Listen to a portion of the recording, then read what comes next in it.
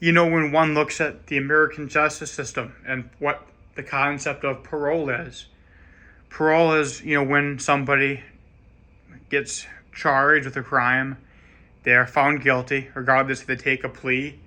If somebody is convicted of murder, but they take a plea and they serve 10 years, whereas if they went to court and totally lost, they'd be serving maybe 20 or 25. They take a plea of, 10 with no possibility of parole for 7 years. Say, 7 years comes around, they're brought before a parole board. Now, a parole board has a unique job, a unique responsibility. Part of what they ask is you look at the potential and probability of a reoffense. They look at, does the person have remorse? Do they understand the damage or the pain they caused? There's remarkable instances of individuals forgiving people I don't even think they should. Someone's murdered, damaged, hurt. Someone is drunk driving and they kill someone's daughter. People find it in their hearts to forgive people for all myriads of reasons. Albeit hard, they do. Part of it is knowing that they have remorse. They are sorry. They will not repeat the same mistakes. If given the same situation, wrapped in different packaging, they'd approach it differently. When you look at what Payton Morgen did to me, luring me to 30 East College Street, honestly, and Gavin Sims calling me a faggot, saying that I molest children because I'm gay.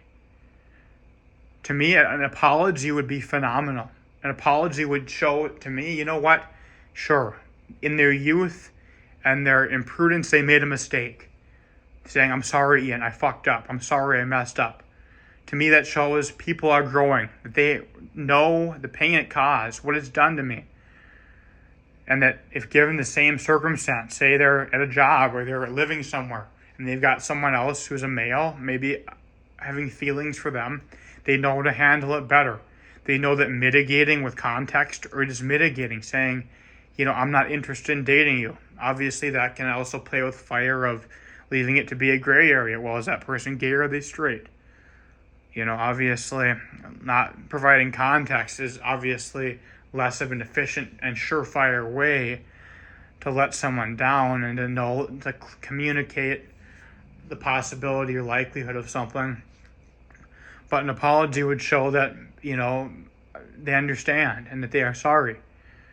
However, an apology would obviously require letting go of pride, letting go of ego. And sometimes some people are incapable of that. Some people are so resound and rigid in what they believe and how they think, and how they see the world. And they may have even developed it in the situation itself. Maybe they can't change. But if they can't, and they don't do that out of their free will, which should be required to move on, there is obviously the option of trying to have the courts hold them accountable. You could have the courts, obviously, if it is litigated, and if I, prevail, say for pain and suffering, for damage to one's reputation, you're ordered to pay this, you're ordered to do this, you're ordered to make a public statement saying that you spread false lies and slander. Whatever, is found to be the just thing to do is done. People can be decent and human out of their own free will. They are choosing not to.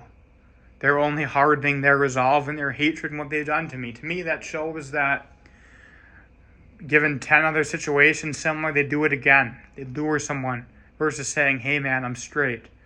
Not going to happen. It's unacceptable. I will seek for either the truth if it's something deeper. Why did Brian Morgen call me? I don't know. I want to know why this happened.